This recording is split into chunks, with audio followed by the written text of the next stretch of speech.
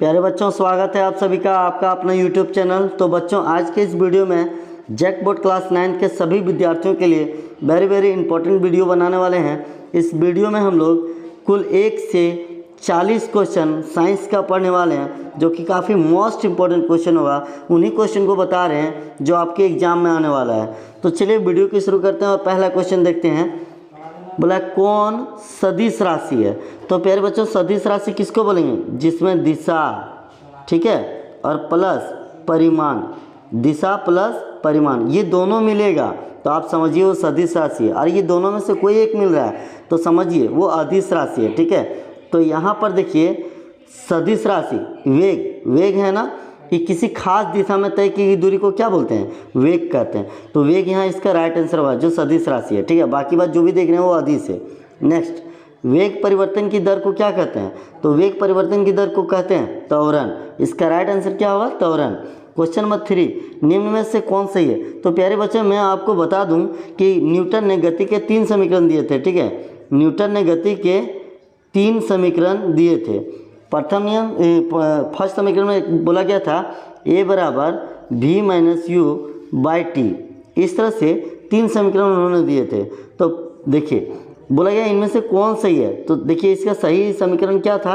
S बराबर U T plus half A T square था, ठीक है, हाफ ए टी स्क्वायर।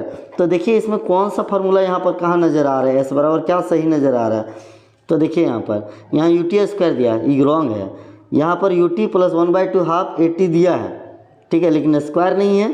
यहाँ देखिए यू दिया हुआ है सिर्फ, तो ये भी गलत है। राइट आंसर ऑप्शन बी है, एस बराबर U T plus half A T square, एकदम बिल्कुल सही है, ठीक है। ये गति समीकरण का नियम है। नेक्स्ट क्वेश्चन है कि जिस गुण के कारण कोई पिंड अपने विराम की अवस्था बनाए रखना चाहता है उसे कहते हैं। तो प्यारे बच्चों, इसे जड़त्व का नियम कहते हैं। और जड़त्व का नियम किसको बोलते हैं? न्यूटन की गति के प्रथम नियम को, ठीक है। न्यूटन के गति के प्रथम नियम को जड़त्व का भी नियम कहते हैं, ठीक है।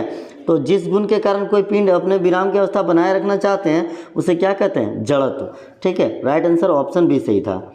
नेक्स्ट क्वेश्चन बोला गया कि 6 kg की वस्तु में 4 मीटर प्रति सेकंड स्क्वायर त्वरण उत्पन्न करने के लिए कितने बल की आवश्यकता होगी? तो प्यारे बच्चों, मैं आपको बताता हूँ कि बल बराबर क्या होता है, ठीक है। बल F बराबर, ठीक है, द्रव्यमान गुना त्वरण होता है, ठीक है, यानी M इंटू ए होता है नहीं, बल F बराबर ma होता है। तो यहाँ देखिए M कितना दिया हुआ है? 6, और त्वरण कितना दिया हुआ है? 4। जब आप इसे गुना करेंगे तो 24 होगा। और चूँकि इसमें देखिए केजी लगा हुआ है, इसमें मीटर प्रति सेकंड स्क्वायर, तो आपको बताते हैं कि 1 न्यूटन बराबर केजी प्रति मीटर प्रति सेकंड, केजी प्रति मीटर प्रति सेकंड स्क्वायर भी होता है, ठीक है, केजी मीटर प्रति सेकंड स्क्वायर। तो ये क्या हो जाएगा? न्यूटन होगा, है ना। तो इसका राइट आंसर क्या हुआ? 24 न्यूटन, बिल्कुल सही है, ऑप्शन डी। किसी गतिशील पिंड का वेग आधा करने से उसका समवेग हो जाता है। अगर किसी भी गतिशील वेग को आधा करेंगे तो उसका जो समवेग होगा वो आधा ही होगा, ठीक है। इसका राइट आंसर ऑप्शन 1 सही है, ठीक है, ऑप्शन ए। नेक्स्ट, सार्वत्रिक गुरुत्वीय स्थिरांक g का मान होता है। सार्वत्रिक स्थिरांक गुरुत्वीय स्थिरांक g का मान कितना होता है? तो आप याद रखिएगा 6.673 इंटू 10⁻⁻11 न्यूटन मीटर स्क्वायर प्रति केजी स्क्वायर, ठीक है, न्यूटन मीटर स्क्वायर प्रति केजी स्क्वायर होता है। तो यहाँ देखिए राइट आंसर क्या हो जाएगा? बिल्कुल ऑप्शन ए सही है, 6.673 इंटू 10⁻11, ठीक है, ऑप्शन ए बिल्कुल राइट आंसर है। नेक्स्ट क्वेश्चन बोला गया है कि 70 kg द्रव्यमान के किसी मनुष्य का चंद्रमा पर भार क्या होगा? तो प्यारे बच्चों, चंद्रमा पर भार क्या होगा? तो आपको बताते हैं कि जो भार चंद्रमा पर पूछा जा रहा है वो पृथ्वी की तुलना में 1/6 गुना होता है, ठीक है। तो यहाँ देखिए 70 तो होगा, चूँकि चंद्रमा पर पूछ रहा है तो 1/6 गुना। और आपको एक बताते हैं एक चीज़ कि 1 kg बराबर कितना होता है? 9.8 न्यूटन होता है, ठीक है। जब आप इसे सॉल्व कीजिएगा तो यहाँ 10 हो जाएगा, ठीक है, 10। अब इस 0 से ही 0 काट दीजिए, ठीक। और यहाँ पर देखिए 2 × 6, 2 × 8 और 2 × 18। अब आप इसको क्या करेंगे ना, 49 को 7 से मल्टीप्लाई करेंगे तो कितना हो जाएगा, देखिए 9 7 63 के 3 हाथ में 6 7 चौका 28 और 6 28 2 30 और 4 34 यानी 343। और जब इसको आप भाग करेंगे तो 114, ठीक है 114.3 न्यूटन हो जाएगा। ठीक है, अब भाग कर लीजिएगा प्यारे बच्चों, तो इसका राइट आंसर ऑप्शन सी हो जाएगा। नेक्स्ट, 60 kg द्रव्यमान की किसी मनुष्य का चंद्रमा पर भार होगा जहां पर जी का वैल्यू दिया हुआ है 10 मीटर प्रति सेकेंड स्क्वायर। ठीक है, स्मॉल जी का मान दिया हुआ है। तो देखिए इसको राइट आंसर कैसे बनाएंगे हम, 60 दिया हुआ है, चूँकि चंद्रमा पर भार पूछ रहा है तो पृथ्वी की तुलना में वहाँ 1/6 गुना हो जाता है चंद्रमा पर, और चूँकि जी का मान यहाँ देखिए क्या लेने वाला है 10। ठीक है, तो ये 6 से 60 10 बार में उड़ गया, 10 से 10 गुना कीजिएगा 100 न्यूटन आएगा, है ना। तो इसका राइट आंसर क्या होगा 100 न्यूटन, ऑप्शन सी बिल्कुल राइट आंसर होगा। कार्य W बराबर क्या बताए थे आपको, ठीक है W बराबर बताए थे क्या, बल गुना त्वरण, है ना। कार्य W बराबर होता है F इंटू एस, सॉरी बच्चों, W बराबर होता है F इंटू एस। ठीक है, तो यहाँ पर राइट आंसर क्या होगा, बल गुना विस्थापन। कार्य किसके बराबर होता है, बल गुना विस्थापन के बारे में। कार्य किसको बोलेंगे, जब हम बल लगाते हैं और बल की दिशा में कुछ परिवर्तन हो, ठीक है, उसी को हम क्या बोलेंगे, कार्य। तो यहाँ पर देखिए कार्य बराबर होता है बल गुना विस्थापन, बिल्कुल राइट आंसर है। ठीक है, द्रव्यमान m के कण का रेखीय संवेग p है तो उसकी गतिज ऊर्जा क्या होगी। तो देखिए इसको बनाने के लिए सबसे पहले आप क्या, p इक्वल टू फार्मूला क्या होता है, mv होता है। ठीक है, p equal to mv formula होता है, संवेग p बराबर ये होता है। और आपको ये पता होगा कि गतिज ऊर्जा 1/2 mv v स्क्वायर होता है, mv स्क्वायर होता है ना। काइनेटिक एनर्जी जो गतिज ऊर्जा होता है इसका फार्मूला यही होता है। तो ये 1/2, अब यहाँ पर देखिए हम यहाँ v बराबर निकालेंगे तो p/m हो जाएगा। तो यहाँ पर m हम छोड़ दिए और v के बदले p/m बैठा दीजिए और इसका होल स्क्वायर कर दीजिए। जब आप इसे होल स्क्वायर करेंगे तो यहाँ देखिए क्या होगा, ये चीज़ यहाँ बना रहे हैं प्यारे बच्चों, 1/2 तो होगा ही, m है तो m होगा और यहाँ p स्क्वायर हो जाएगा। ठीक है, p स्क्वायर बटा m स्क्वायर हो जाएगा। तो यहाँ से क्या होगा कि एक m यहाँ से कट जाएगा और एक m यहाँ से कट जाएगा।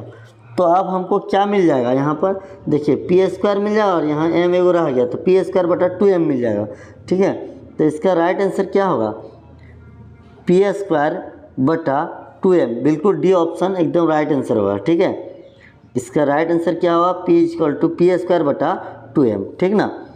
नेक्स्ट क्वेश्चन बढ़ते हैं प्यारे बच्चों, तरंगे किसका स्थानांतरण करती है, तरंगे किसका स्थानांतरण कर रही है, ऊर्जा का।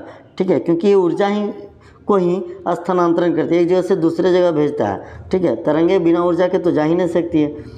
नेक्स्ट क्वेश्चन बोला गया है कि इनमें से तरंग वेग v, तरंग दैर्घ्य लैम्डा, आवृत्ति n के बीच सही संबंध कौन सा हुआ। तो आपको बता दें, जो अगर संबंध जो पूछा है तरंग वेग v इक्वल टू क्या होता है, n लैम्डा। ठीक है, lambda square, n lambda square. तो इसका राइट आंसर क्या होगा, स्क्वायर नहीं n लैम्डा होता है, तो v इक्वल टू क्या हो जाएगा, n लैम्डा। ठीक है, नेक्स्ट क्वेश्चन है कि निम्नलिखित में कौन पदार्थ है। तो प्यारे बच्चों निम्नलिखित में कौन पदार्थ है, तो ठंडा पेय पदार्थ है। ठीक है, 25 डिग्री सेल्सियस तापक्रम बराबर है। तो देखिए सेल्सियस में है क्वेश्चन और आपसे पूछ रहा है केल्विन में, तो आप क्या करेंगे 273 में उसे जोड़ देंगे सेल्सियस को। ठीक है, तो जैसे ही 273 में 25 जोड़ेंगे ये कितना हो जाएगा, 5 3 8 और 7 2 9, 298 के हो जाएगा, जो कि ऑप्शन सी में नज़र आ रहा है। ठीक है, नेक्स्ट क्वेश्चन है कि गैसों के कणों के बीच आकर्षण बल होता है। तो प्यारे बच्चों गैस के जो कण होता है ना, मान लीजिए ये गैस है यहाँ पर, तो गैस के जो कण होता है वो दूर दूर होता है। ठीक है, तो गैस के कण जब दूर दूर होता है तो इसके आकर्षण बल जो होता है इसके बीच जो है ना वो कम होता है, यानी कमज़ोर होता है। ठीक है, तो इसके गैस के कणों के बीच आकर्षण बल क्या होता है, कम होता है। ठीक है, बोला गया आयोडीन और साधारण नमक पदार्थ, आयोडीन और साधारण नमक पृथक किए जा सकते हैं। तो आयोडीन और साधारण नमक को कैसे पृथक कर सकते हैं, ऊर्ध्वपातन विधि द्वारा, क्योंकि ये गैस बन के उड़ जाएगा सब। ठीक है, ठोस से गैस बन जाएगा, तो ठोस से गैस में बनेगा तो आसानी से अलग हो जाएगा।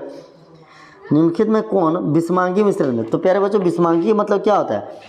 जिनके सभी भाग असमान दिखाई पड़ते हैं, जैसे बालू और पानी ले लीजिए, सब असमान दिखाई पड़ता है तो विषमांगी मिश्रण है। लेकिन चीनी प्लस पानी ले लेंगे तो ये समांगी मिश्रण, क्योंकि चीनी पानी में घुल जाएगा तो समान दिखेगा, तो समांगी मिश्रण हो जाएगा ये। उसी तरह लकड़ी कैसा मिश्रण है? विषमांगी मिश्रण है। तो इसका राइट आंसर ऑप्शन डी होगा। गैस का द्रव में परिवर्तन कहलाता है, तो गैस का द्रव में परिवर्तन क्या कहलाता है? संघनन। ठीक है, इसका राइट आंसर क्या हो जाएगा? संघनन। ऑप्शन सी बिल्कुल राइट आंसर है। ठीक है, नेक्स्ट है साधारण नमक का सूत्र। तो प्यारे बच्चों साधारण नमक का सूत्र क्या होता है? NaCl। ठीक है, तो इसका राइट आंसर क्या हो जाएगा? NaCl। ऑप्शन ए बिल्कुल राइट आंसर है। किस यौगिक की परमाणुकता 5 है? तो प्यारे बच्चों किस यौगिक की परमाणुकता 5 है? अगर देखा जाए तो यहाँ ध्यान दीजिए, ये जो यहाँ पर 3 है ना, कैल्शियम कार्बोनेट की परमाणुकता देखिए, यहाँ 3 मिला, वो ऑक्सीजन में 3 है, कार्बन में 1 है, फिर कैल्शियम में भी 1 है, तो आप जोड़ दीजिए 3 1 4 4 और 1 5, यानी किसकी परमाणुकता 5 है? ऑप्शन सी है CO3। बाकी बात किसी का परमाणुकता 5 नहीं होगा। नेक्स्ट बोला गया है कि यदि किसी तत्व का परमाणु क्रमांक A तथा परमाणु क्रमांक Z है तो उसके परमाणु में उपस्थित न्यूट्रॉनों की संख्या। तो देखिए प्यारे बच्चों, अगर हम द्रव्यमान Z निकालते हैं तो द्रव्यमान संख्या बराबर क्या होता है? P plus N। P plus N क्या है? P से प्रोटॉन, N से न्यूट्रॉन। तो हमें क्या बोला है? न्यूट्रॉन निकालने के लिए। तो न्यूट्रॉन कैसे निकालेंगे? Z E प्लस N है तो माइनस N, यानी न्यूट्रॉन अगर निकालेंगे तो हम कैसे निकालेंगे? P इधर आएगा और इधर N रहेगा। ठीक है ना, N बराबर होता है Z माइनस P। ठीक है, तो इसका राइट आंसर क्या होगा? N बराबर Z माइनस A। ठीक है, Z माइनस A इसका राइट आंसर होगा। ठीक है, सोडियम का सही इलेक्ट्रॉनिक विन्यास क्या होगा? सोडियम का परमाणु संख्या कितना होता है? 11। जब आप इसे इलेक्ट्रॉनिक विन्यास करेंगे तो पहले 2 आएगा, फिर 8 आएगा, है ना, फिर 1 आएगा। तो देखिए 2 8 10 और 1 11। अब इसका इलेक्ट्रॉनिक विन्यास क्या होना चाहिए? 2 8 1। पहले हमेशा 2 रहेगा, फिर 8 रहेगा, फिर 1, क्योंकि आपको पता होगा। इसको देखिए, इसको उसको K बोलते हैं, फिर L बोलते हैं, फिर M बोलता है। K को उसमें 2 रहेगा, L को उसमें 8 रहेगा और M को उसमें 1 रहेगा। तो इसका आंसर क्या होगा? 2 8 1। ऑप्शन डी बिल्कुल राइट आंसर है। ठीक है, नेक्स्ट क्वेश्चन है कि किसी तत्व का परमाणु क्रमांक 16 है, इसकी संयुक्ता क्या होगी? तो 16 संयुक्ता कैसे तोड़ेंगे? सबसे पहले इसको इलेक्ट्रॉनिक विन्यास कीजिए। 2 8 10 और 6 16। तो देखिए अंतिम कक्ष में 6 इलेक्ट्रॉन है और इसको चाहिए 8 इलेक्ट्रॉन, तो 2 इसको घट रहा है। ये जो 2 है ना, ये क्या है? आपका इलेक्ट्रॉनिक विन्यास है। ठीक है, यानी आपका संयुक्ता है। तो राइट आंसर ऑप्शन डी बिल्कुल सही है। ठीक है, नेक्स्ट क्वेश्चन में बोला गया है कि किसी तत्व के परमाणु में 18 न्यूट्रॉन है, 17 प्रोटॉन है, तत्व का परमाणु द्रव्यमान क्या होगा? तो परमाणु द्रव्यमान एटॉमिक मास बोलते हैं, A बराबर होता है P प्लस N होता है। P में 18 और N में कितना? 17, जोड़ देंगे तो कितना हो जाएगा? 35। तो इसका राइट आंसर हो जाएगा क्या? Option A. ठीक है, राइट आंसर ऑप्शन ए बिल्कुल राइट आंसर है। ठीक है, परमाणु द्रव्यमान क्या होगा? तो ऑप्शन ए बिल्कुल राइट आंसर है, 35। ठीक है, नेक्स्ट बुलाया गया है किसी तत्व के परमाणु में 18 न्यूट्रॉन 17 प्रोटॉन है, तत्व का परमाणु क्रमांक क्या होगा? ठीक है, तो यहाँ पर देखिए मिसप्रिंट हो गया है परमाणु क्रमांक। कैसे निकालेंगे? तो प्रोटॉन और इलेक्ट्रॉन ये परमाणु क्रमांक के बराबर होता है, तो प्रोटॉन 17 है तो परमाणु क्रमांक भी कितना होगा? 17। ऑप्शन बी बिल्कुल राइट आंसर है। ठीक है, नेक्स्ट क्वेश्चन है कि जीव शरीर की रचनात्मक और कार्यात्मक इकाई को कहते हैं। जीव शरीर की रचनात्मक और कार्यात्मक इकाई किसको बोलते हैं? कोशिका को। बिल्कुल राइट आंसर है कोशिका। ठीक है, कोशिका राइट आंसर है। ठीक, पादप कोशिका का रसोई घर कौन होता है? हरित लवक। क्योंकि आपको पता होगा कि पौधों में क्लोरोफिल पाया जाता है, हरे पौधों में। जब तक क्लोरोफिल नहीं रहेगा वो पौधे अपना भोजन बना नहीं पाएंगे, इसलिए क्लोरोफिल को यहाँ हरित लवक बोला गया। ठीक है, नेक्स्ट क्वेश्चन, कोशिका में क्रोमोसोम कहाँ पाए जाते हैं? तो प्यारे बच्चों क्रोमोसोम जो होता है ना वो केंद्रक में पाया जाता है। कोशिका में क्रोमोसोम कहाँ पाया जाता है? केंद्रक में। राइट आंसर होगा ऑप्शन ए।